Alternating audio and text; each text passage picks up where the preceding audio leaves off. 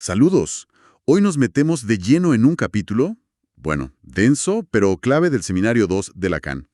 El capítulo 20, el análisis objetivado. Va a ser una exploración profunda. Sí, totalmente. Un texto fundamental. Lacan acá pone las cosas bien claras, ¿no? Por un lado, le da con todo a una forma de psicoanálisis que busca, digamos, arreglar el yo del paciente, a veces hasta usando al analista como un modelo, ¿no? De yo sano. Exacto. Y por otro, presenta su visión, que es, bueno, radicalmente distinta, centrada en la palabra, en el lenguaje, eso que él llama el orden simbólico, que no es lo mismo que el yo, para nada. Para nada. Son niveles distintos. Entonces, la idea hoy es desarmar un poco esta crítica de Lacan a esas prácticas que él llama objetivadas, y sobre todo entender por qué insiste tanto en separar el yo de algo más básico, el sujeto, y por qué la palabra es tan central en su análisis. ¿Ok? Vamos a desempacar esto. Dale. Y es que este debate no es pura teoría, ¿eh? Cambia cómo se piensa la práctica analítica. Al criticar el análisis objetivado, Lacan está preguntando qué es curar, qué hace el analista y dónde opera realmente el análisis. Nos hace repensar todo, las bases. Empecemos por esa idea que critica, la cura tipo.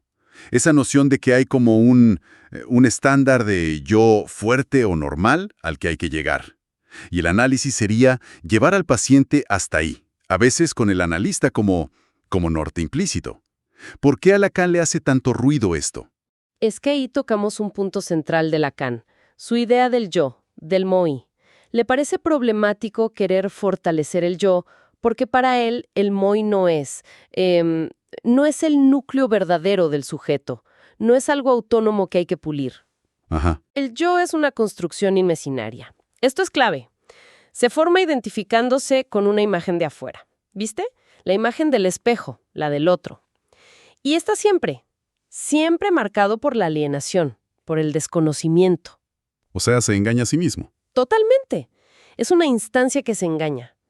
Entonces, intentar reforzar el yo desde la óptica de Lacan es como duplicar esa alienación. Es quedarse pegado a lo imaginario, a las apariencias, a los espejismos. No va por ahí la cosa. Entiendo. Sería como lustrar la máscara sin preguntar quién está detrás, ¿no? Exacto, muy buena imagen. Y Lacan, para mostrar esto, se detiene en un psicoanalista importante de su época, Ronald Fairbairn, y cómo Fairbairn intentaba reformular la teoría hablando de relación de objeto. Lacan menciona su texto Psychoanalytic Studies of the Personality, cómo usa a Fairbairn para marcar los límites de ese enfoque en el yo y los objetos. Precisamente, analiza el esquema de Fairbairn para mostrar dónde se queda corto, digamos. Fairbairn arma un modelo centrado en la dinámica interna del yo. Habla de un ego central que tiene que lidiar con partes reprimidas. Y esas partes reprimidas vienen de internalizar aspectos malos de las figuras importantes, sobre todo la madre. Según Fairbairn, uno internaliza lo malo, él habla de un objeto excitante o un objeto rechazante, como para intentar controlarlo. Una defensa. Claro, como para tenerlo adentro y manejarlo. Exacto. Pero eso genera conflicto adentro y divide al yo.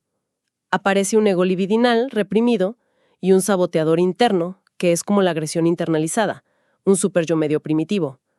Es básicamente un mapa de la psique como un sistema cerrado de relaciones entre el yo y esos objetos internos. Un mapa de la vida interior, como decías. Y Fairbairn usa un sueño para mostrar cómo funciona este mapa, ¿cierto? Un sueño que después Lacan lee de otra forma. Totalmente distinta. Fairbairn analiza un sueño donde hay una agresión de una actriz que él relaciona con la madre y lo interpreta con su esquema. La lucha del ego central contra esos objetos internos malos y las partes reprimidas del yo. Ajá. Pero Lacan critica esto por varias razones, muy freudianas en el fondo. Primero dice que simplifica la represión de Freud, la Verdengung. La reduce a un rechazo más simple, una repulsión. Ok.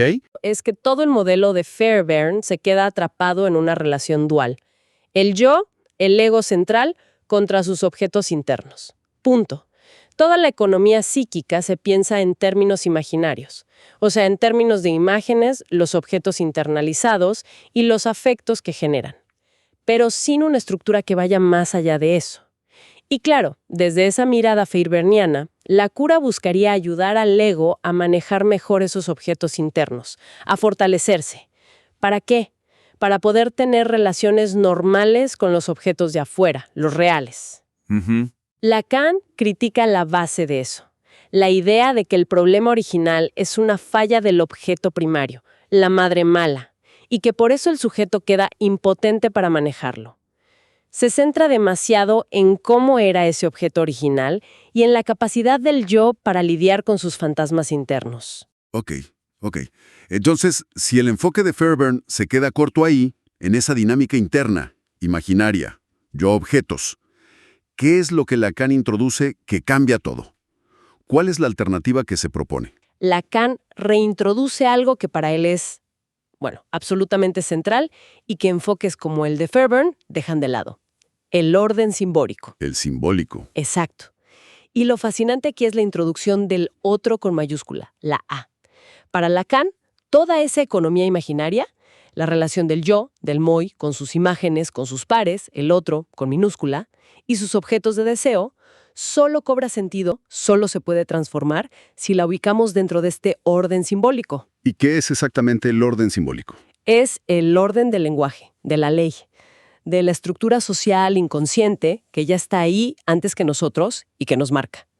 Este orden impone una estructura que ya no es dual, yo-objeto, es ternaria. Sí, tenés al sujeto ese, el sujeto del inconsciente, que no es el yo, tenés el eje imaginario moi, otro A, y tenés al otro A con mayúscula.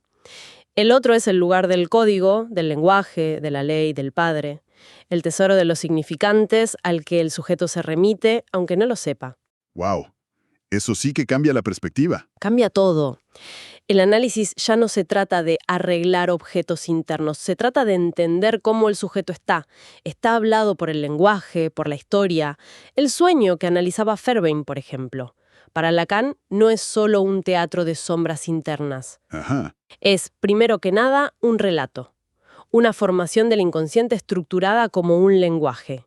Es palabra, aunque sea un enigma, y como palabra va dirigida a alguien, al analista que ocupa ese lugar del otro, el destinatario. Entiendo. La experiencia humana, insiste Lacan, no arranca con una relación afectiva con objetos buenos o malos. Está organizada desde el vamos por lo simbólico. El sujeto está historizado de cabo a rabo, dice él. Nacemos en un mundo de palabras, de leyes, de discursos familiares que nos preceden y nos determinan. Entonces, el análisis lacaniano, ¿dónde trabaja? Justamente, trabaja en esa articulación, en esa frontera entre lo simbólico y lo imaginario. Su motor no es manejar afectos o corregir imágenes internas, aunque eso pueda pasar como efecto. Es la elucidación hablada. La palabra. La palabra, desplegar la cadena significante en la sesión. Que el sujeto puede empezar a reconocer cómo esas imágenes, esos afectos, esos síntomas se meten en la trama más grande de su historia. Una historia marcada por el lenguaje y el discurso del otro. Se trata de que el sujeto pueda, reubicarse frente a esa estructura simbólica que lo constituye. Esta diferencia de enfoque se ve clarísima cuando Lacan agarra un caso clínico de Fairbairn, ¿no? El de una paciente con una condición intersexual. Exacto. Lacan retoma la descripción. Una mujer que por un lado parece como que celebra su particularidad, ¿no? Dice que le evita problemas de la feminidad normal. Pero por otro lado, tiene crisis de depresión, muchos escrúpulos morales. Y Fairbairn, siguiendo su lógica, ¿cómo lo lee? Lo interpreta en términos de un complejo fálico no resuelto. Busca que la paciente integre pulsiones agresivas reprimidas hacia los hombres, que explore culpas. Desde el marco de Fairbairn parece un camino lógico, pero Lacan lo ve desde otro lado completamente. ¿Qué dice él? dice que el análisis de Fairbairn va por mal camino, porque se queda otra vez en lo imaginario, en la relación dual. Lacan sostiene que la depresión y los escrúpulos de esta paciente no vienen principalmente de una dinámica pulsional, libidinal o agresiva con los hombres reales. Entonces, ¿de dónde viene? Su problema central viene de chocar con su propia imagen narcisista cuando esa imagen se proyecta o se refleja en los hombres. Los hombres son ella misma. Su imagen le es arrebatada, dice Lacan. A ver, ¿cómo es eso? Que al interactuar con hombres, ella se topa de forma muy dolorosa con la imagen ambigua de sí misma, una imagen que la devuelve a su indeterminación, la enfrenta con que no hay una identidad sexual clara, estable, en el espejo social para ella. Ah, claro. La confronta con esa falta de definición. Exacto. Para Lacan, la dificultad clave no está en manejar pulsiones o relacionarse con un objeto interno malo. Está en la pregunta por su significación simbólica. La pregunta. La pregunta que la atormenta implícitamente y que su condición biológica real hace mucho más dramática, sumado a un contexto familiar particular que menciona Lacan, padre borroso, un triángulo complejo con el abuelo materno, es: ¿qué soy yo en el orden simbólico? ¿Soy hombre o mujer? Una pregunta terrible. Es una pregunta dirigida al otro al sistema de significantes que da lugares e identidades en la estructura social, en el lenguaje. No es una pregunta sobre cómo se siente ella, eso es imaginario, sino sobre qué es en términos de la ley simbólica. Y ahí la crítica a Fairbairn es: Es demoledora. Lacan dice que se queda atascado en la relación dual imaginaria, el yo de la paciente frente a la imagen que le devuelven los hombres, y no encara la cuestión crucial, la significación simbólica. No se pregunta por el lugar de ella en la estructura del otro, por cómo ella pueda responder o pararse frente a esa pregunta de identidad fundamental que le impone el lenguaje, la cultura. Lacan lo dice clarito: el análisis no debe buscar una mejor economía de los espejismos. no debe buscar que el yo se sienta más cómodo con sus imágenes. Exactamente, sino permitirle al sujeto confrontarse con su posición singular en la estructura simbólica que lo determina. Queda muy claro el contraste. Sí. Entonces, si tuviéramos que resumir la crítica de Lacan a este análisis objetivado, diríamos que confunde al sujeto con su yo imaginario, con el moi, y busca adaptar, fortalecer, reparar ese yo, usando al analista como modelo o manejando objetos internos. Se queda en las imágenes, los afectos, la relación dual. Eso es. Escuchando esto, uno se replantea fuerte el objetivo del análisis, ¿no? No es tanto arreglar la autoimagen, sino ¿qué sería entonces? Justamente. La propuesta lacaniana es un giro total. El análisis tiene que centrarse en la palabra del sujeto, en el discurso que le dirige al otro, que el analista encarna. El objetivo no es la integración o el fortalecimiento del yo imaginario. Lacan cree que eso es una ilusión y alienante además. Entonces, ¿cuál es el objetivo? Es posibilitar que el sujeto, al hablar y al escuchar lo que dice, pueda reconocerse. Reconocerse en su historia particular, en esa cadena de significantes que lo armó, muchas veces sin que él lo supiera. Que pueda asumir su lugar en la estructura del discurso inconsciente, que pueda rectificar su posición subjetiva frente al otro simbólico y a su propio deseo.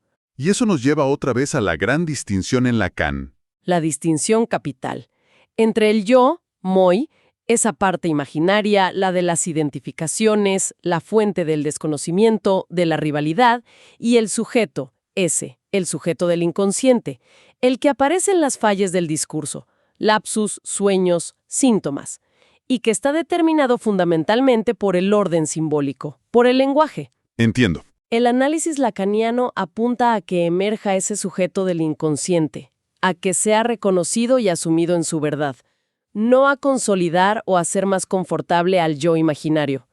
Es un trabajo sobre la estructura del significante, no sobre la imagen del espejo. Es una mirada radicalmente distinta sobre qué pasa en un análisis y sobre qué significa ser humano, la verdad. Gracias por desgranar estas ideas, bastante complejas. Un placer. Queda esa sensación de que, para Lacan, el análisis es menos una técnica para reparar la psique, y más una experiencia ética. Una confrontación con la propia verdad, así como está escrita en el lenguaje que nos habita. Un viaje para reconocer cómo estamos hechos de palabras y cómo nos paramos frente a ellas. Exactamente. Y eso, claro, nos deja pensando más allá del consultorio.